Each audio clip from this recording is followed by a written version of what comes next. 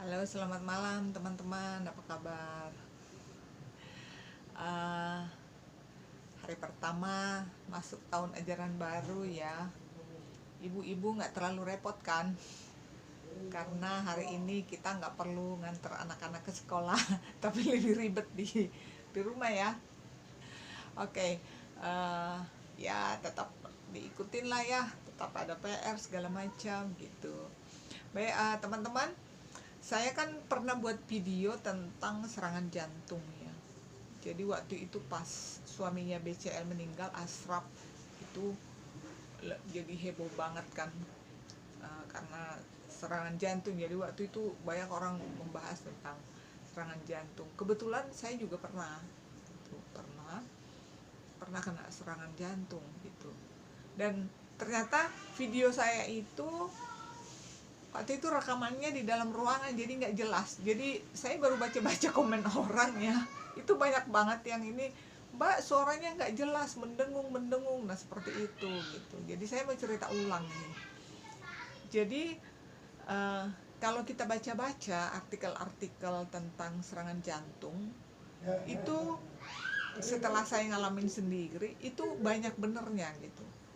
Jadi sebetulnya serangan jantung itu nggak muncul gitu aja, itu sudah ada pertandanya. Bahkan dibilang 6 bulan sebelum kita kena, 6 bulan sebelum kita mengalami serangan itu, sebetulnya tubuh kita sudah memberikan sinyal gitu. Nah, apa aja sinyal-sinyal itu? Antara lain adalah kesemutan ya. Kalau aku dulu itu sering kesemutan di daerah ini, muka dan lengan gitu ya. Kemudian sering sakit kepala di pagi hari, dipusing, pokoknya nyeri gitu loh kepalanya itu kayak ya kerasa ada aliran darah yang nggak lancar gitu. Lalu ini kaku banget gitu tuh. Kemudian ada beberapa yang kalau aku cocok-cocokin dengan artikel itu sih iya sih gitu, cuman kita pikir ini kali kecapean masuk angin kayak gitulah ya gitu. Banyak orang biasanya kalau kayak gitu dikerok pakai balsem, minum tolak angin. Aku kebetulan nggak suka kerok, nggak minum tolak angin atau apapun juga enggak gitu. Nah jadi waktu aku kena serangan jantung itu dua kali itu, tapi aku nggak tahu kalau itu serangan jantung karena kebetulan ringan kan gitu. Jadi waktu itu pas di kantor lagi ngetik, jam 3 lah gitu ya, lagi ngetik tuh tiba-tiba ininya berat, terus kok nggak sakit tapi gitu loh. Jadi nggak sakit, kayak hanya berat aja. Jadi kayak ditiban pasir ya, atau beras karung gitu. Tapi kitanya kalau kayak gini nggak apa-apa gitu. Nah aku pikir, ini kenapa ya? Kebetulan hari itu dari pagi saya memang di depan komputer tuh lama gitu, nggak jalan, nggak paling ke kamar mandi makan gitu. Jadi waktu itu aku kepikiran, ini serangan jantung bukan sih?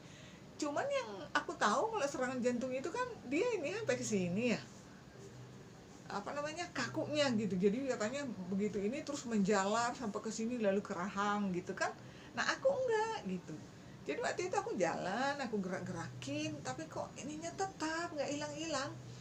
Lalu aku tiduran sebentar, pergi ke ruang ke tempat yang ada sofanya. Aku tiduran sebentar, kurang lebih 10 menit tiduran, tarik napas, gerak-gerakin, hilang gitu. Nah itu tuh. Terus setelah itu kira-kira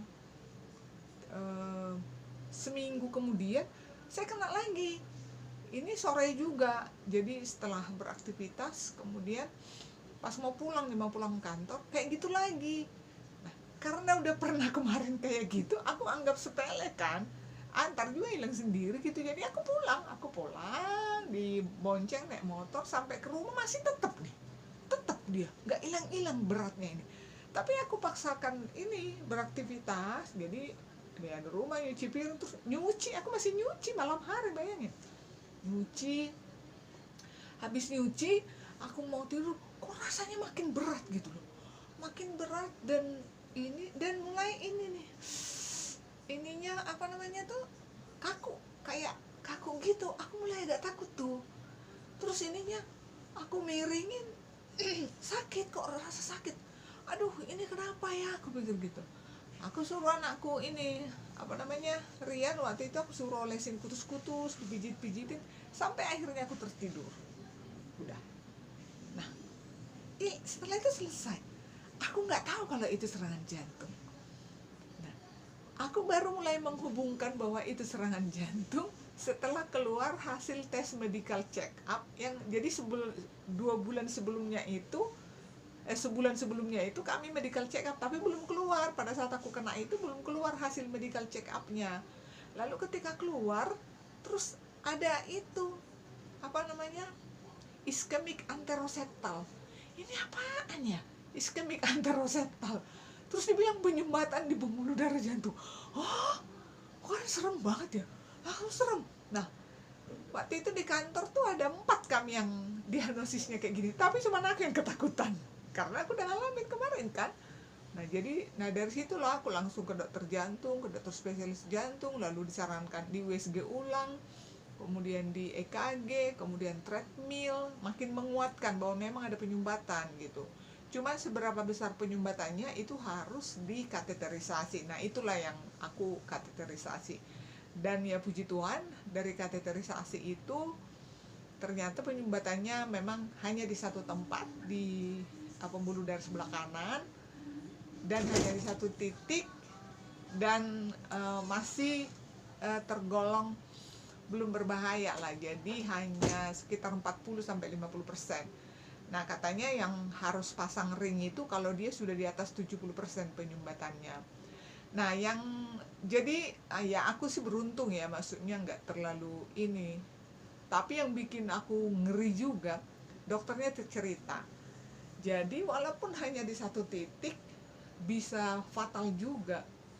Almarhum Haji Mas Said katanya meninggalnya karena itu. Haji Mas Said itu kan pola hidupnya bagus kan, dia rajin olahraga juga, tapi meninggal karena serangan jantung. Jadi dia sumbatannya itu juga hanya di satu titik, tapi pas di ujung. Jadi di ujung pembuluh darah itu. Jadi kan pembuluh darah itu kan kalau kita lihat ya gede, makin ke ujung kan dia makin kecil. Nah, dia nyumbatnya itu di ujung dan udah besar. Jadi kalau aku cuma 40-50%, dia mungkin udah di atas 70%. Dan itu pecah. Begitu pecah, dia nyumbat. Nah, itu nggak ketolong. Aku juga sama, hasil kateterisasinya pecah. Jadi sebetulnya bagus sih, dia pecah kan, gitu loh. Jadi kalau kayak jalan, dia kayak ada polisi tidurnya, terus polisi tidurnya itu pecah gitu kan. Nah, cuman saya karena masih 40% pecah, dia masih kebawa oleh darah gitu. Jadi saya hanya sampai segitu aja, nggak sampai lewat lah gitu. Aduh, amit-amit gitu. Nah, itu jadi ya saya nggak dikasih obat apa-apa, hanya disarankan ya hindari lemak, kolesterol, lalu rajin olahraga dan seterusnya.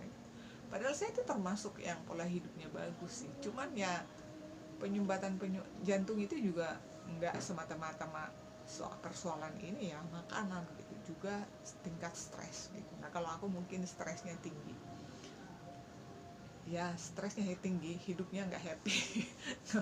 Ya banyak masalah, suka ngadepin banyak problem gitu, namanya hidup ya gitu. Nah, itu sebetulnya, jadi teman-teman yang nonton video sebelumnya yang aku ceritakan itu ini gitu. Jadi nah, sekarang aku mulai khawatir juga loh, karena aku mulai sering nih, setiap bangun pagi aku pusing, sakit kepala, dan sakitnya ekstrim. Kemudian karena selama pandemi ini olahraganya nggak rutin, kemudian makanannya juga kacau ya, jajan-jajan segala macam, jadi agak-agak khawatir sih sekarang gitu. Ya mudah-mudahan enggak lah ya gitu. Tapi sepertinya aku nggak hanya karena itu juga, kayaknya sepertinya saya mau menopause gitu. Jadi aduh banyak banget keluhannya ibu-ibu begitu ya, sabar ya. Halo guys. Aduh, udah datang si hitam. Aku kasih hitam. Aduh, kalian lihat dulu mukanya burukku ini. Aku jadi baru begini nih selama karantina. aku bahas ke Gak saya apa-apa, yang mandi penting guys. sehat ya. Tuh jam segini baru mandi loh, saya aja udah mau tidur ini. Apaan sih orang bohong? Oke teman-teman, jaga kesehatan ya, rajin-rajin olahraga. Makanannya boleh lah, sekali-sekali boleh jajan sih, tapi harus balance, harus imbang segala macam. Gitu supaya jangan ngalamin kayak yang saya alami, yang serangan jantung gitu. Kalau serangan duit kaget sih nggak apa-apa. Oke, thank you for watching. Jangan lupa like, subscribe, share, and comment. Share sebanyak-banyaknya ke teman Bye. kamu.